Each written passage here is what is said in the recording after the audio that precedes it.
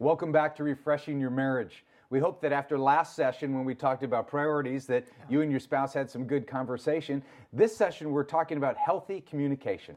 Well, when it comes to communication, many times we focus only on the negative in our marriages. And it makes perfect sense since one of the most common ways that marriages end up off the tracks is because of poor communication. In fact, many experts would agree that 86% of marriages that derail do so because of inadequate or faulty communications. So in this session, Doug and I want to talk about, well, baby steps, taking some baby steps that can actually make a big difference in the way you communicate. I love this phrase, I cannot blame them for what I do with what they do to me. I am responsible for how I respond. Now, your spouse isn't the enemy. I mean, sometimes we look at our spouse as the enemy, and sometimes the enemy is really the atmosphere we set in our home. Now, before we can communicate clearly, we may have to change the atmosphere in the way we communicate. I love what Martin Luther once said. We cannot keep the birds from flying over our heads, but we do not have to let them, build nests in our hair. For marriages that don't communicate well, there is no instant solution or magic potion to drink in order to turn things around. But with focus and effort, you can improve. And in this session, we want to point you toward a pathway of healthier communication in your marriage. I want to give you a very simple phrase that Jim and I have used when we talk about marriages a lot. This phrase can actually change the nature of relationships. We call it AWE, A-W-E. It stands for affection, warmth, and encouragement. And we believe that if you make awe a regular part of your actions, you can actually refresh your marriage. Now, the A stands for affection. When Kathy and I celebrated our 1-year marriage anniversary, we took some time to kind of stop and reflect and review some of the things that were good and some of the things that needed some more intentional effort. And somewhere in this conversation, Kathy made a comment to me like, I wish you would hug me longer. You're not a very good hugger. I actually think the same thing.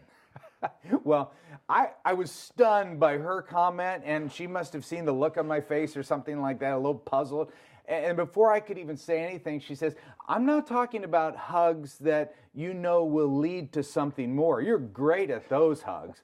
I'm talking about non-sexual hugs. Now, honestly, I didn't think there was such a thing as a non-sexual hug. I mean, what planet are you from? And here's what she said, Jim. She said, I'd really value some affection that you didn't think was intended for foreplay. Now, that was almost 30 years ago, and I wish I could say I have mastered this affection deal, and I'm getting better at it, but I had to train myself.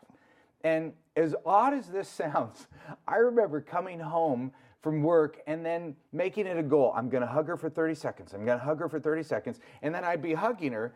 And 30 seconds is a long time. I'd be like watching my watch, the whole bit. But this little change in my life became a big deal to Kathy.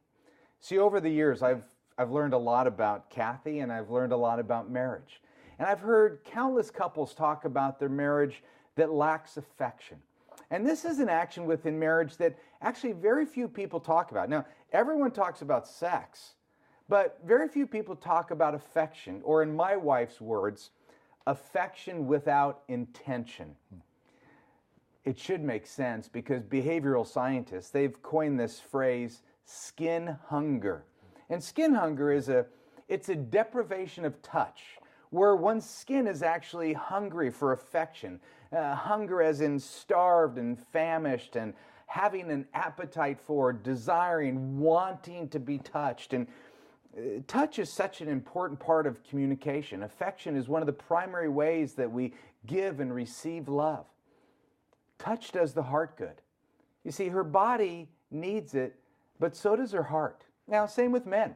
Our skin thrives on touch. We respond emotionally to those who touch us. And there's been massive amounts of research that's been directed on what happens when babies don't receive adequate touch. If that touch doesn't happen in the first few years, there are so many predictable outcomes that actually appear later in life in adulthood. And those outcomes, they're not good. Right. They're not good for the person. They're not good for the marriage. So bottom line is this. Touch vitalizes the emerging infant, and it also vitalizes the adults too. Boy, that's really good. You know, I just read that it takes 8 to 10 meaningful touches a day for a person to thrive, and I think there's some people who need that. You know, the second one, Doug, is warmth. Now, warmth is about setting a tone and a positive atmosphere in the home and in your relationship, and it takes discipline to do that, especially when there's some conflict. You know, there's a difference between a thermometer and a thermostat. A thermometer reacts to the temperature, and a thermostat sets the tone. My mom was good at this. My mom was a woman who had great tone in the house growing up. 4 of us boys. My father was, at that point, a recovering alcoholic. And yet we called her the party time grandma. She was the kind of person that when I was a teenager, one of my friends would come by, knock on the door, "Is Jim here?" And she'd say, "No, he's at the gym playing basketball." And then they'd just say, "Well, can I come in and hang out with you, Mrs. Burns?" An amazing woman who could set the tone. Now, there were times when she got rough with us or she got angry with us, but pretty much the home was a place that was inviting. And she did the same thing with my dad. Well, when my mom died, even on the way to the memorial service, we talked about my mom being the party time grandma. My kids were in the car, and it was a special time. I mean, this is a woman who could set the tone of warmth in a home like few I ever have known. Well, on the way to the funeral, we decided that we would get 3 roses to take to the funeral. And so we went into a florist. We bought the roses. My wife said, "Look at that balloon," and it said, "It's party time." And I said, "Gosh, that is my mom." We get back in the car. She looks at me. I kind of look at her. I went back and bought the balloon. So here I am carrying a balloon that says, "It's party time," to my mother's funeral. Now, as I was starting to walk toward this outdoor service, I didn't really know what to do with the balloon. I see our pastor, and he kind of looks at me and kind of looks at the balloon like, "Why are you bringing a party time balloon to the funeral?" Well, I didn't know where to put it. I wasn't going to put it on the chair. So I actually walked up to the casket without anybody's permission, and I just tied it onto the casket. And then I looked for my dad, since I hadn't asked for permission. I was going to ask for forgiveness, but his eyes welled up with tears, and he put his thumb up like this, and the rest of the service was about Mom, who had set this amazing tone in our home. What was interesting is the home had alcoholism, the home had tension. Mom didn't ignore that, but at the same time, by bringing warmth, my dad praised her. They were married for 53 years, and I think it was her warmth. It was her discipline.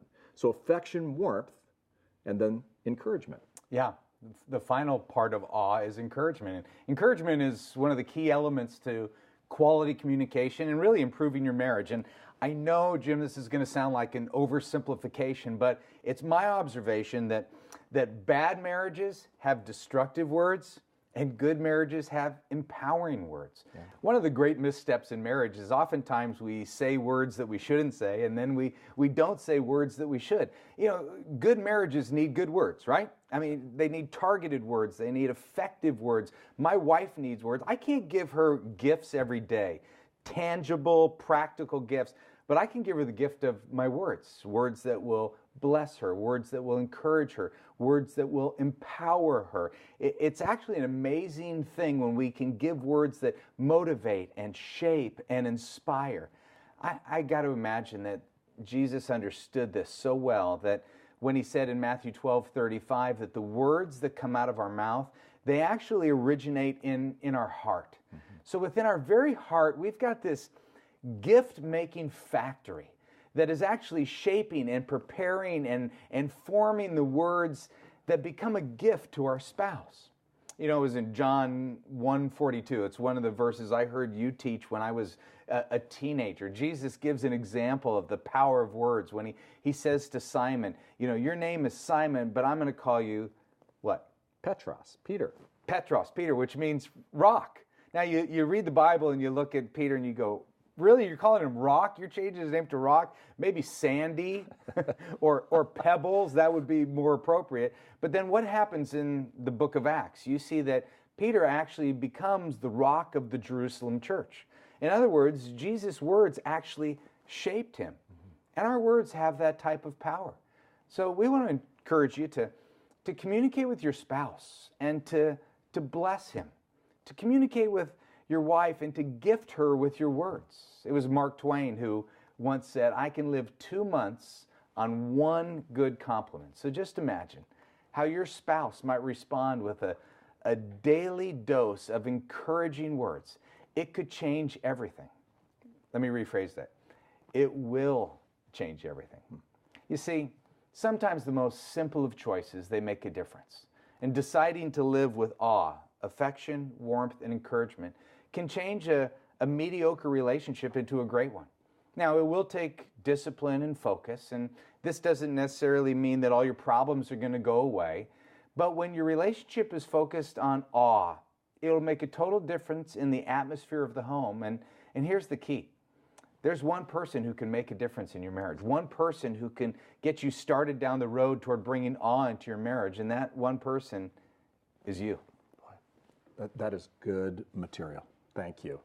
Awe, it replenishes your relationship, but as Doug said, it takes discipline. And so we want to encourage you this week to practice some awe in your life. We look forward to next time in this Refreshing Your Marriage series.